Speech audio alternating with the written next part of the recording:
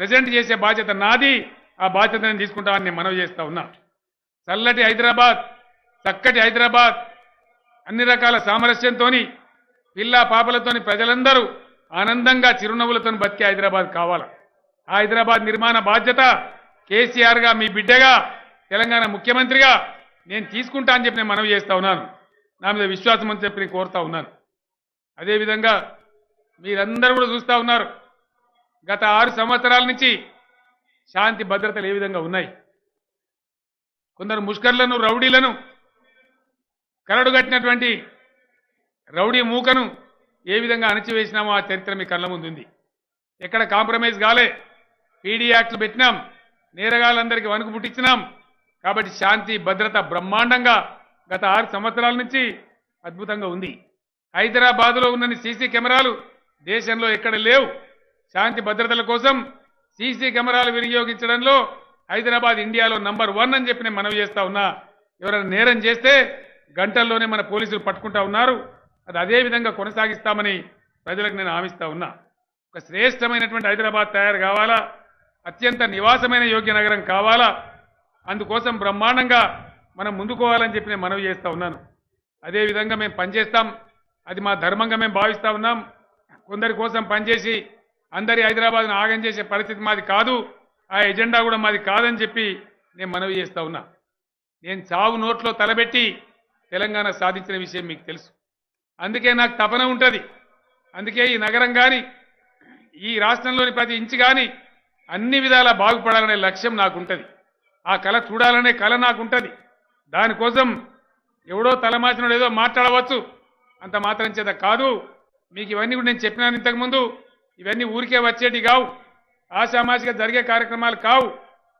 ఎంతో తపన, లోతైన ఆలోచన, నిధుల కూర్పు, ఆ సంయమనం, ఆ ఎగ్జిక్యూషన్ ఉంటే తప్ప సాధ్యమయ్యేటి కావు. గతంలో కాలే, ఇప్పుడు సాధ్యమైనాయి. టీఆర్ఎస్ చేసి చూపించింది. కాబట్టి దయచేసి ఎన్నో అవమానాలు భరించి, ఎన్నో అవహేళనలు భరించి, చివరికి సాగు నోట్లో తలబెట్టి సాధించిన ఈ రాష్ట్రాన్ని, ఈ నగరాన్ని అన్ని విధాలుగా బాగు చేయాలనే తపనతో కేసీఆర్ ముందుకు పోతా ఉన్నాడు, టీఆర్ఎస్ ముందుకు పోతా ఉంది. మీరు ఆశీర్వదించి పంపిస్తే, గెలిపిస్తే ఇంకా బ్రహ్మాండంగా చేస్తాం, మా ప్రయత్నాలన్నీ సఫలీకృతం చేస్తామని చెప్పి నేను మనవి చేస్తా ఉన్నా. ఇక్కడ ఒక మాట మీకు చెప్పాలి. ఇండియాలో వరదలు రాని నగరమే లేదు. బొంబాయిలో వరద 10 రోజులు 15 రోజులు వరదలు వచ్చినాయి.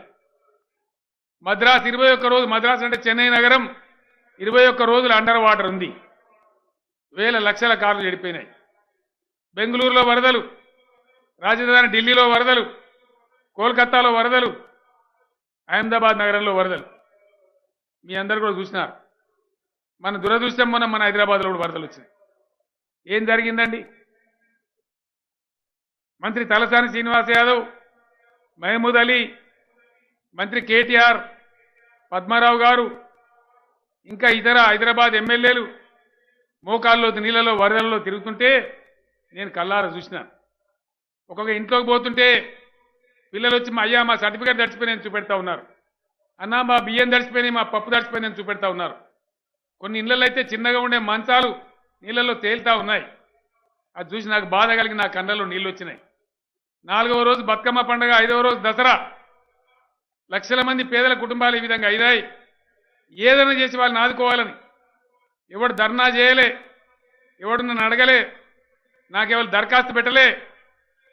నా అంతట నేనే ఆ పేదలను ఆదుకోవాలని చెప్పి ఫైనాన్స్ సెక్రటరీని, చీఫ్ సెక్రటరీని పిలిపించి తర్వాత మనం ఎట్లన్నా సర్దుకుందాం, కమాన్ పేదలకు సాయం చేయాలని చెప్పి ఇంటికి 10,000 రూపాయల సాయం అందించమని చెప్పి అప్పటికప్పుడు నిర్ణయం తీసుకొని అమలు చేసినాం. చరిత్రలో ఎవడు ఇయ్యలే, ఢిల్లీలో ఇయ్యలే, బొంబాయిలు ఇయ్యలే, బీజేపీ పరిపాలించిన కాడు ఇయ్యలే, కాంగ్రెస్ పరిపాలించిన కాడు ఇయ్యలే. కానీ ఈడ మాత్రం కిరికిరి పెడతారు నా కొడుకులు. పెట్టలేదా? మీరు చూడలేదా? అంటున్నా నేను ఈ మాట, బాధపడి అంటా ఉన్నా. ఇచ్చింది లేదెక్కడా, కానీ ఇచ్చే కాడ కిరికిరి పెడతారా? ఇది మీ విజ్ఞతనా, మీ తెలివా? అప్పుడు ఏం చేసినాం? మీ సేవలో అప్లై చేసుకోమని చెప్పినాం. అక్కడి నుంచి కూడా ఇచ్చినాం. మొత్తం కలిసి ఈ దేశ చరిత్రలో ఏ నగరంలో ఎప్పుడు ఎక్కడ వరదలు వచ్చినా ఏ ప్రభుత్వం కూడా ఇయ్యని విధంగా 6.5 లక్షల కుటుంబాలకు 650 కోట్ల రూపాయలు అందించింది కేసీఆర్ ప్రభుత్వం కాదా? నగర ప్రజానీకం ఆలోచన చేయాలి. దాని మీద కూడా కిరికిరండి. హైదరాబాద్ ఇదివరకు వరదలు రాలేదా? ఎప్పుడైనా ఏ ముఖ్యమంత్రి గారని ఇచ్చిండా? కరోనా ఉన్నా బాధలున్నా ఆర్థిక ఇబ్బందులున్నా ఇవ్వలేదా? దాని మీద కిరికిరి. వాడు పత్రం రాస్తాడు, వాడు ఉత్తరం రాస్తాడు, నేను రాయలేదంటాడు. ఎలక్షన్ ఇబ్బంది పెట్టి ఈసీని ఇబ్బంది పెట్టి బంద్ చేయించింది. పేద ప్రజలకు హైదరాబాద్ నగర పేద ప్రజలకు నేను ఒక్కటే మాట హామీ ఇస్తా ఉన్నా. ఎలక్షన్ 4 రోజులైతే అయిపోతుంది, కానీ కేసీఆర్ ప్రభుత్వం ఉంటుంది, ప్రజల సమస్య ఉంటుంది. 4 ఇదేంది 1 తారీఖు నాడు డిసెంబర్ 1 నాడు ఓట్లు డబ్బలు పడతాయి. 4 తారీఖు నాడు ఓట్ల లెక్కింపు అయిపోతుంది. 4 తారీఖే కదా అయిపోతుంది.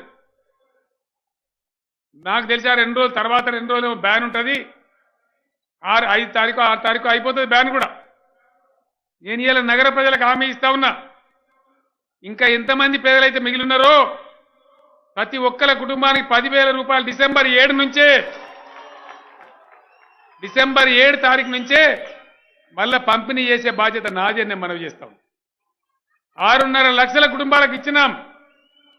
ఎంతమంది ఉంటారండి? ఇంకో 2, 3, 4 లక్షలు ఉండొచ్చు. 650 కోట్లు ఇచ్చినాం. మా పేదలకు, మా బాధపడ్డ బిడ్డలకు ఇవ్వడానికి ఇంకో 400-300 కోట్ల కోసం ప్రభుత్వం వెనుకకు పోదు. డిసెంబర్ 7 నుంచే మళ్ళా ప్రారంభించి బాధపడ్డటువంటి అర్హులైనటువంటి ప్రతి కుటుంబానికి మళ్ళా పంపిణీ 7 తారీఖు నుంచే ప్రారంభించే బాధ్యత నాది.